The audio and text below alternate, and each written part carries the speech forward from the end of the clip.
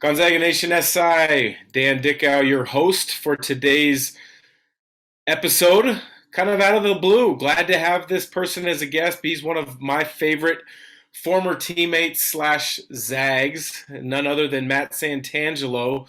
Matt, thanks for joining. Yeah, thank you for having me on.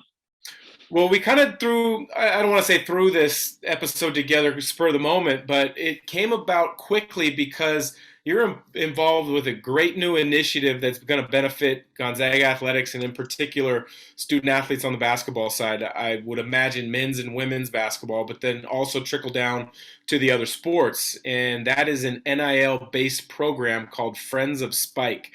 Tell us a little bit more about what this whole program's about. Yeah, well, first of all, thank you for having me on. Definitely timely in this episode with the fact that we launched Friends of Spike just this morning. So Friends of Spike is a collective of both businesses and fans of Gonzaga sports. Beyond basketball, even though that's where it starts. That have an opportunity to really empower the athlete like we've never seen before. Certainly wasn't around when you and I were doing it. And that is this NIL initiative. And for those that don't know, the NIL stands for name, image, and likeness. And essentially what that means is that athletes now can profit off of their own individual name, image, and likeness, kind of their brand. And this kind of it is shaking up the college landscape. And we're seeing a lot of different examples of schools doing it, but they're not going to do it as well as Gonzaga does. And we're really excited to have launched Friends of Spike this morning. So when you look at the NIL as a whole across college athletics, you saw a lot of football student athletes get deals. You've seen a lot of basketball ones. A couple of the Gonzaga players like Chet Holmgren and Drew Timme have signed some what I would imagine for a college student athlete's a massive deal.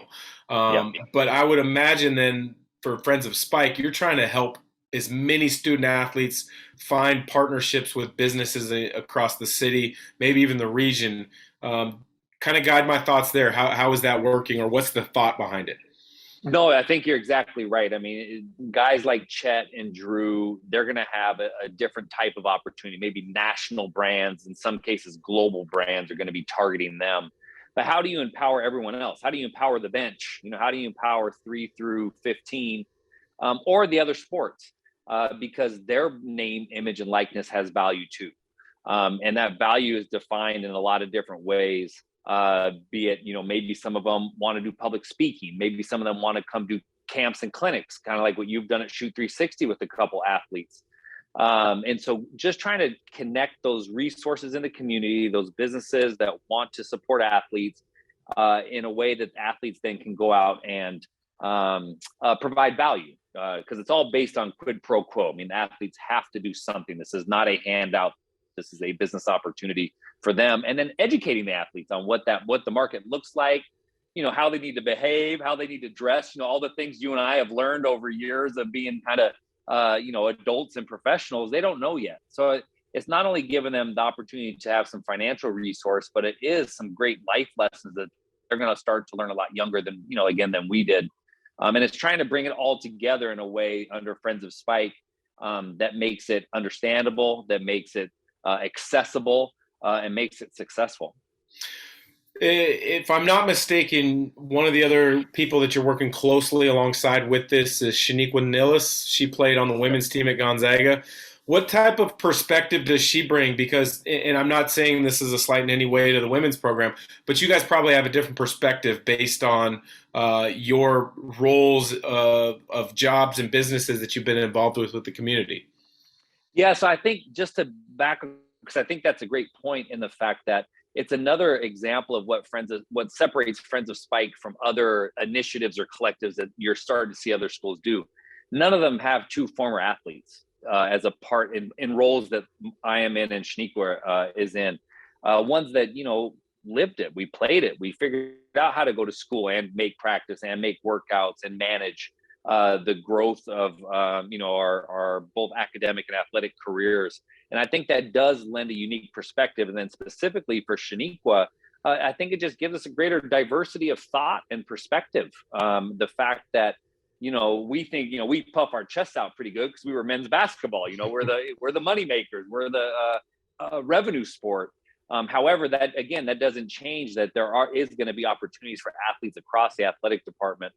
And then at the end of the day, it takes more than one person to herd all the cats, because there's a lot of cats, a lot of these athletes. So I think it allows, again, creating that accessibility, creating that connection to the opportunity. Some people are going to, appreciate my perspective. Some people are going to appreciate Shaniqua's perspective. But at the end of the day, it's a deep bench. And we have a lot of resources tied to alumni here in Spokane that can help these athletes navigate a lot of these things. Before you guys went full force and decided to start this, I'm sure you had a lot of early conversations with maybe some benefactors of the university, people that are maybe on the board of regents at the school, also some really kind of movers and shakers in the business community. What was their response like? And if you can give us an example of some of the businesses that are maybe full speed ahead, ready to help. Yeah. So the response has been really, it's, as you can imagine, twofold. Some people really are struggling to wrap their mind around, paying players. For so many years, especially benefactors, have been told you can't interact directly with the players, right? You can't buy them dinner. You can't buy them a coffee. You can't do anything. And now all of a sudden it's like, yeah, you can engage an athlete in an opportunity, but there's still some parameters around it. Then you have the conversation of like just amateur athletics versus paid to play, and kind of what that dynamic is. So there's been a lot of education. The last piece educationally, which I think the audience will appreciate, is that how the name, image, and likeness initiative has been set up across the country is that it has to be completely independent of the athletic department. They can't have influence on it. They can't give recommendations. They can't make deals. It's exactly why organizations like Friends of Spike have started to become more recognizable and out there more often, because, frankly, the athletic department, they're hamstrung. They can't do anything around name, image, and likeness. So then you kind of get into this real gray area of who's doing what. And so again, why Friends of Spike, I think, is going to be the right model, and the model for other schools going forward, is that it puts Zags in contact with Zags. We can speak to the athletic experience. We can work with local businesses and make it so that there is hopefully a level of trust. So that's that dynamic. So people that are like, what is this NIL? It's going to change the landscape of college sports. Does it get me better seats in McCarthy Athletic Center? Do I get better tickets to Vegas? Like, no, because it's completely independent and separate. But then, of course, you always have those individuals and businesses say, like, we need this. Like, if we want Gonzaga basketball to remain Gonzaga basketball as we know it today, this is another tool in the tool belt, right? It's another asset that we need in our community, just like we needed McCarthy Athletic Center. And then, before that, the ESPN contract, McCarthy Athletic Center, the private plane. This is the next piece in college sports that allows you to tell a more comprehensive story to recruits. And so we had a group of people that said, yes, we need to do this. We've got to figure out how to solve it. How do we do it our way, the Zag way? And those are like Gee Automotive, Washington Trust Bank, the Wolf Company, DA Northwest, Dealers Auto Auction, and Hemmings. There's several different people that said, absolutely, we got to figure out a way to do it and structure it the right way. I've run a couple small clinics kind of for this NIL likeness for a couple of the GU players. I'm about to run one for one of the women's players. If there's other businesses in town that are a smaller business that want to help support and be involved with a Gonzaga athlete, how do they go about getting connected with Friends of Spike? Yeah, so we just launched the website today, so friendsofspike.com. There's a form on it that allows you to kind of to click through and give some information, because it could be something, it could be a shooting clinic, it could be an autograph session, it could be autographed memorabilia. There's a lot of different ways to engage athletes. So it kind of gives us an idea of what the person might be looking for. But those things, emails actually come to Shaniqua and I. And so then we kind of vet some of those. We'll contact, like if it was you, Dan, like, hey, we called Dan back and say, okay, Dan, what are you looking to try to accomplish? Who do you want to engage? Understand a little bit of the budget really and what is in it for the players.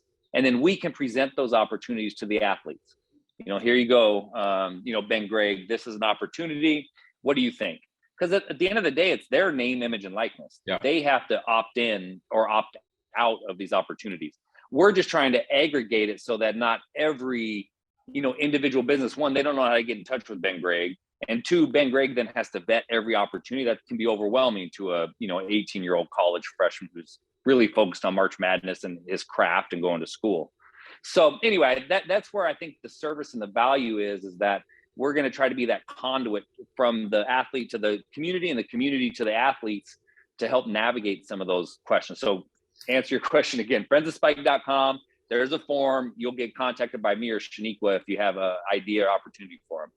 Well, I love it. I love how Gonzaga former student athletes are trying to help the current wave of student athletes and being innovative in that sense. So last question, Matt, before I let you go is, if NIL was around when you were a part of that first Elite Eight team, what company or business in Spokane were you hoping would have given you a call?